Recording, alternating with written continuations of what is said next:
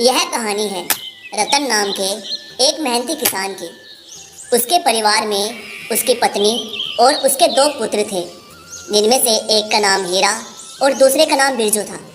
हीरा 5 साल का था और बिरजू 6 साल का। एक दिन रतन शाम के समय थका हारा अपने खेत से घर लौट रहा था कि तभी उसके कानों में एक बच्चे के रोने की आवाज़ आई। शाम के समय सन्नाटे में ये बच्चा कौन रो रहा है? जैसे ही रतन की नज़र झाड़ियों पर पड़ी तो उसने देखा कि एक नवजात शिशु झाड़ियों में पड़ा हुआ रो रहा था। उस नवजात शिशु को देखकर रतन अपने आप से बोला, राम राम राम, कैसा समय आ गया है। कोई अपने बच्चे को झाड़ियों में छोड़कर कैसे जा सकता है? अगर मैं इसे यहाँ छोड़कर गया तो ये बेचारा तो रात की सर्दी में ठिठुर ठिठुर कर मर जाएगा। मुझे इसे घर ले जाना चाहिए। रतन उस बच्चे को अपने घर ले आया। रतन के हाथों में बच्चा देखकर उसकी पत्नी विमला चौंकती हुई बोली, ए जी, ये किसका बच्चा है? रतन ने सारी घटना बताते हुए विमला से कहा, विमला, ये बच्चा मुझे झाड़ियों में पड़ा हुआ मिला। पता नहीं किसका बच्चा होगा।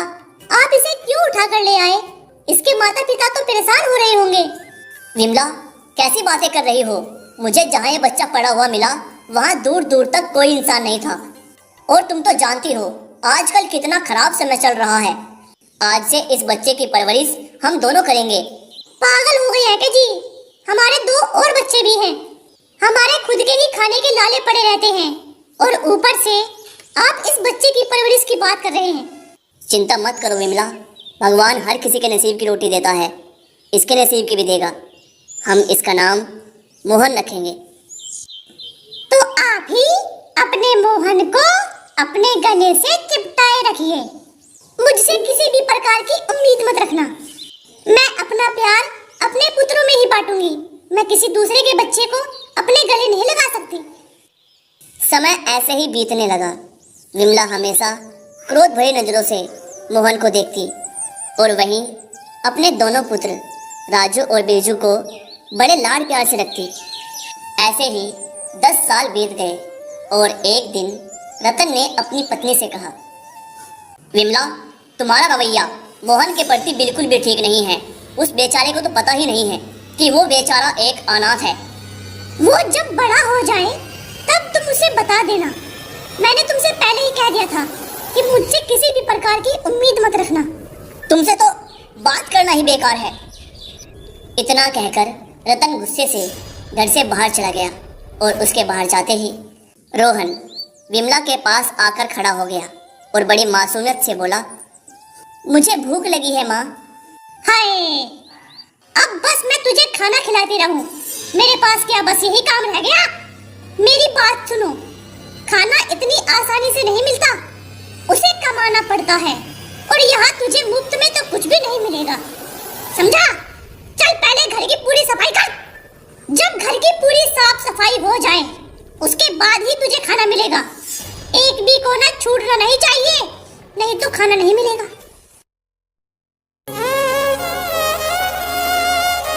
माँ, मुझे बहुत तेज भूख लगी है। और मुझे भी माँ, खाना खिला दो ना। अरे अरे, तुम दोनों को भूख लगी है तो तुमने मुझे पहले क्यों नहीं बताया? मैंने तुम दोनों का मनपसंद खाना बनाया है और मैंने तुम दोनों के लिए देसी घी भी निकाला है। चलो, मैं तुम दोनों को अपने हाथों से खाना खिलाती हूँ। ए मोहन के बच्चे, चुपचाप अपना काम खत्म कर, तभी खाना मिलेगा। मोहन आंखों में आंसू लिए इस दृश्य को देखकर चुपचाप अपने काम में लग गया। समय ऐसे ही बीतता रहा और एक दिन फिर से रतन अपनी पत्नी से बोला, विमला, मैं सब जानता हूँ। तुम मेरी पीठ के पीछे मोहन के साथ बहुत बुरा व्यवहार करती हो। मैं तुम्हें बता दूं, ये सब तुम ठीक नहीं कर रही। क्या ठीक है और क्या गलत है, ये बताने की तुम्हें मुझे कोई आवश्यकता नहीं। हमारा सहारा हमारे सगे पुत्र हीरा और बिरजू ही बनेंगे। इस अनाथ से हमें कोई सहारा नहीं मिलेगा और ये बात तुम्हें एक ना एक दिन समझ में आ जाएगी। रतन जानता था कि विमला से बहस करने का कोई फायदा नहीं है। वो और बहस ना करके घर से बाहर निकल गया। समय यूं ही बीतता गया।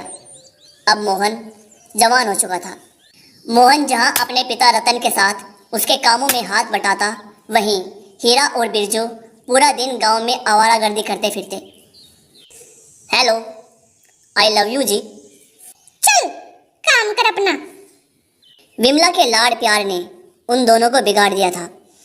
एक दिन रतन और मोहन अपने खेत में काम कर रहे थे कि तभी गांव का मुखिया वहां आ पहुंचा और क्रोधित होकर रतन से बोला, देखो रतन, मुझे बस तुम्हारी इज्जत का ख्याल है, इसीलिए मैं तुम्हारे दोनों बेटों से कुछ नहीं कहता।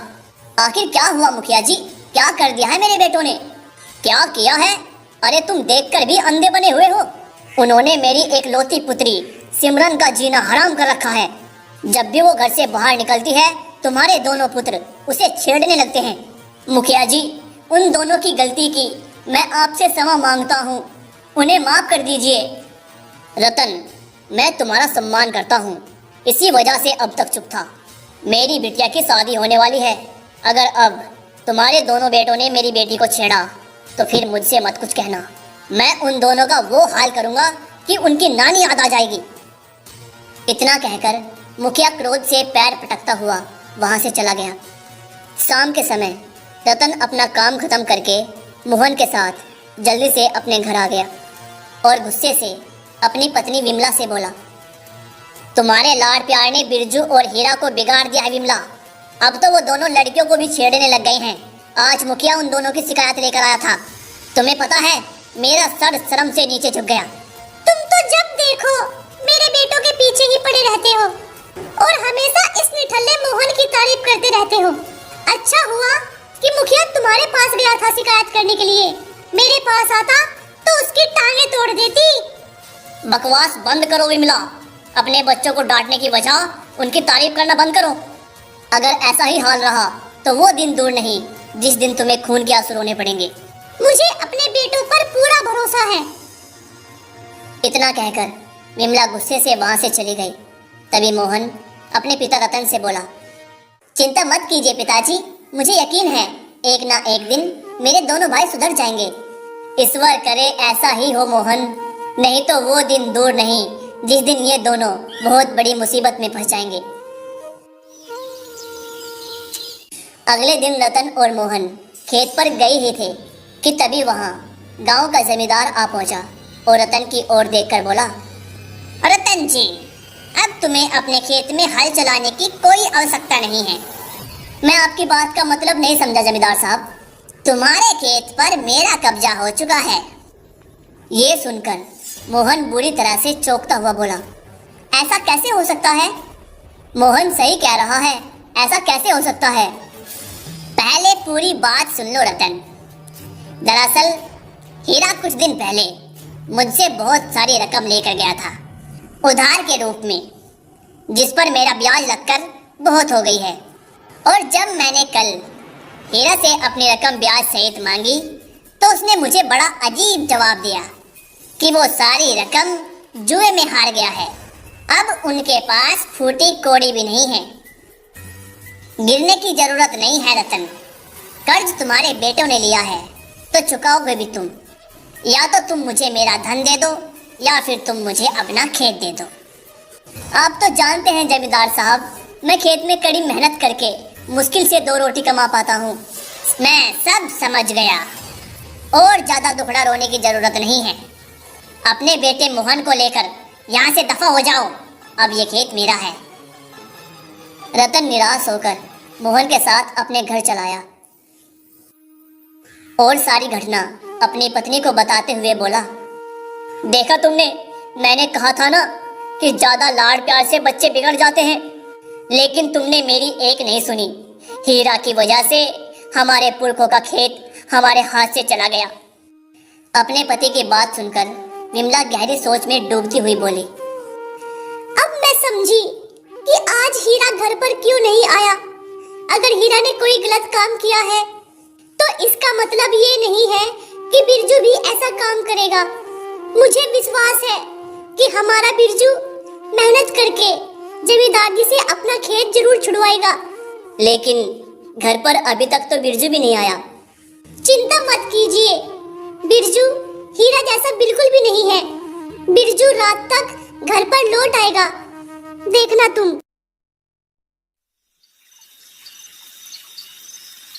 अगले दिन रतन सोकर उठा ही था कि इतने में उसके घर का दरवाजा कोई जोर जोर से पीटने लगा। रतन ने जैसे ही दरवाजा खोला तो उसने देखा कि उसके घर के बाहर गांव का मुखिया गांव के लोगों के साथ खड़ा हुआ है और रतन को क्रोध भरी नजरों से देख रहा था। अब क्या हुआ मुखिया जी? क्या हुआ? अरे ये पूछो क्या नहीं हुआ। आज मेरी बेटी का विवाह है और कल रात तुम्हारे बेटे बिरजू ने मेरे घर पर चोरी कर ली। मुखिया जी क्या कहना चाहते हो आप? रतन, कल रात गांव वालों ने अपनी आंखों के सामने से तुम्हारे बेटे को मेरी बेटी के शादी के गहने चुराते हुए देखा है और उसे जंगल की ओर भागते हुए भी देखा है। मैंने अपनी जीवन की सारी जमा पूंजी इकट्ठा करके अपनी बेटी की शादी के लिए गहने बनवाए थे और तुम्हारा बेटा मेरी बरसों की मेहनत एक पल में चुरा के ले गया। वहाँ ये सब बहस हो ही रही थी कि तभी वहाँ विमला भी आ पहुंची और बोली, मुझे अपने बेटे पर विश्वास है, वो ऐसा नहीं कर सकता। विमला ने इतना कहा ही था कि तभी गांव का एक व्यक्ति विमला से बोला, हमने अपनी आंखों से देखा है बिरजू को चोरी करते हुए। अगर बिरजू निर्दोष है तो बुलाओ उसे। उस व्यक्ति की बात सुनकर विमला ने अपनी आंखें नीचे कर ली, क्योंकि सच यही था कि बिरजू रात भर घर नहीं आया था।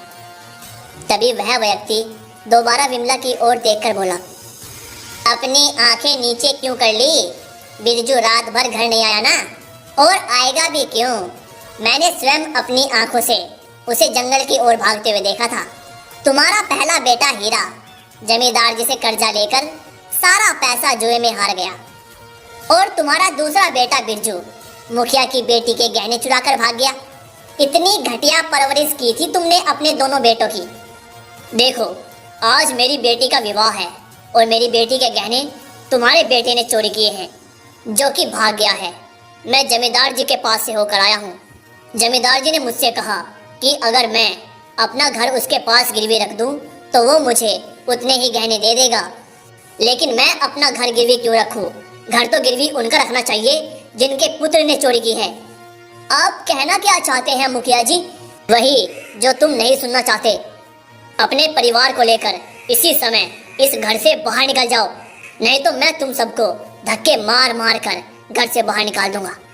मैं तुम्हारा घर जमींदार जी के पास गिरवी रखूंगा और उससे गहने लेकर अपनी बिटिया की शादी करूंगा। रतन और विमला मुखिया जी के सामने बहुत गिड़गिड़ाए, लेकिन मुखिया ने उनकी एक न सुनी। मुखिया और गांव वालों ने रतन, विमला और मोहन को धक्के मार मार कर उनके घर से बाहर निकाल दिया। रतन और विमला को रोता देख मोहन उनसे बोला, आप चिंता क्यों करते हैं? आपका तीसरा बेटा भी है और वो हूँ मैं। मोहन रतन और विमला को जंगल की ओर ले गया और जंगल में एक झोपड़ी बनाकर रहने लगा। अपने माता पिता का ध्यान रखने के लिए मोहन जंगल में लकड़ियाँ काटकर राज्य में बेचने लगा। लकड़ियाँ बेचकर उसे जितना भी धन मिलता उससे उसके परिवार का गुजारा आराम से हो जाता था। विमला हमेशा अपने बेटों की काली करतूतें याद कर करके रोती रहती।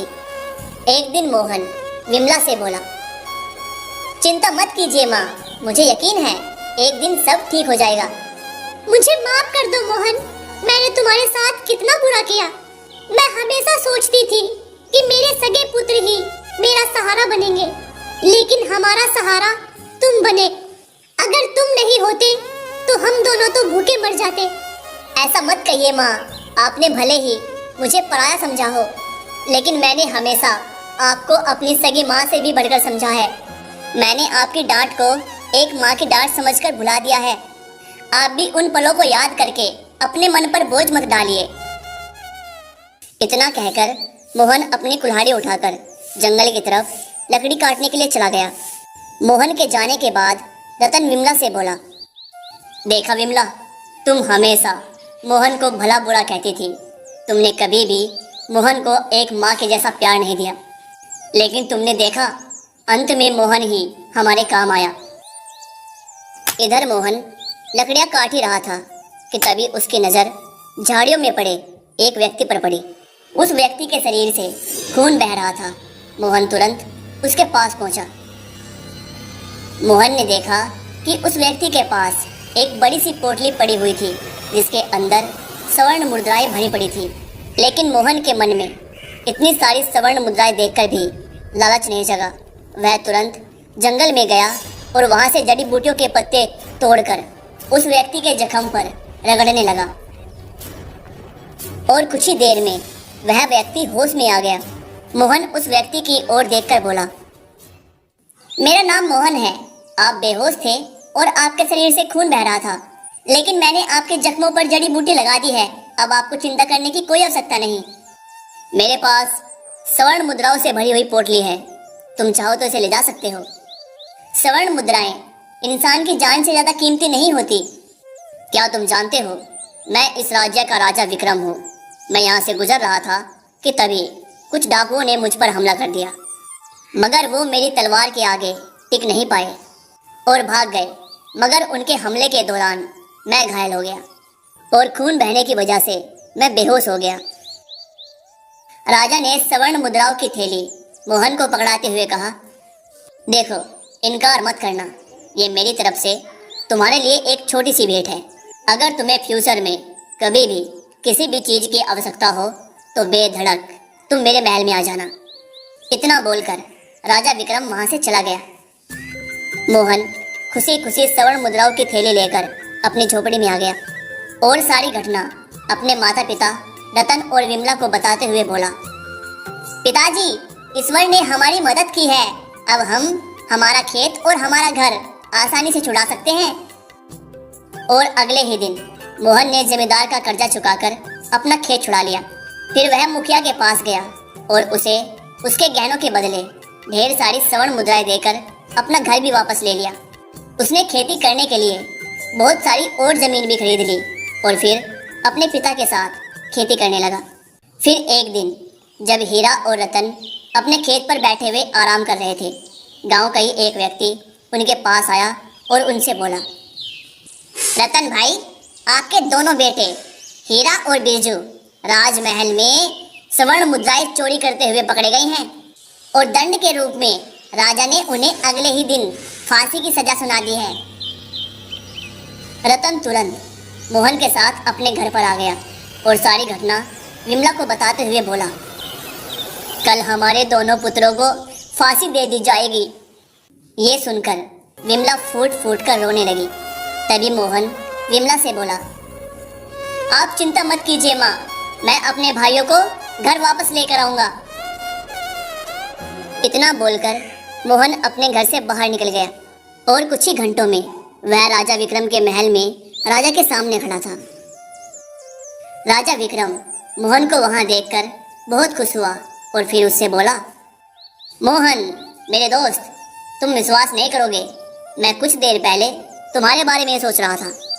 महाराज, मैं आपके पास एक फरियाद लेकर आया हूँ। कैसी फरियाद मोहन? आपने हीरा और बिरजू नाम के दो व्यक्तियों को कल फांसी की सजा सुनाई है।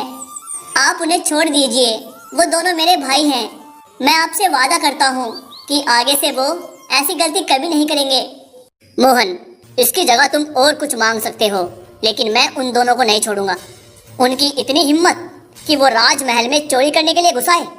महाराज, उन दोनों के पिता एक किसान हैं और उन दोनों के माता पिता ने ही मुझे पाल पोस कर बड़ा किया है। मैं तो इतना अभागा था कि कोई मुझे झाड़ियों में फेंक कर चला गया था। मैं उन दोनों के पिता को अपने पिता से भी बढ़कर मानता हूँ और मैं उन्हें ये विश्वास दिलाकर आया हूँ कि मैं उन दोनों के बेटों को छुड़ा कर ले आऊँगा। मैं ही उस किसान की एक आखिरी उम्मीद हूँ। अगर आपने उन्हें फांसी दे दी तो उनकी एक आखिरी उम्मीद भी टूट जाएगी और वो जीते जी मर जाएंगे। मोहन की बात सुनकर राजा विक्रम को मोहन पर तरस आ गया। ठीक है मोहन, केवल तुम्हारा चेहरा देखकर मैं उन दोनों को छोड़ रहा हूँ। राजा विक्रम ने हीरा और बिरजू को छोड़ दिया। हीरा और बिरजू मोहन के साथ मुंह लटकाकर घर आ गए और अपने माता पिता के पास पहुंचकर अपना सर झुकाकर माफी मांगने लगे। इन्हें माफ कर दीजिए पिताजी, मुझे विश्वास है कि मेरे दोनों भाई आगे से ऐसा कोई काम नहीं करेंगे। मोहन ने सच ही कहा था। उस दिन के बाद हीरा और बिरजू पूरी तरह से सुधर गए और रतन का परिवार खुशहाली का जीवन व्यतीत करने लगा।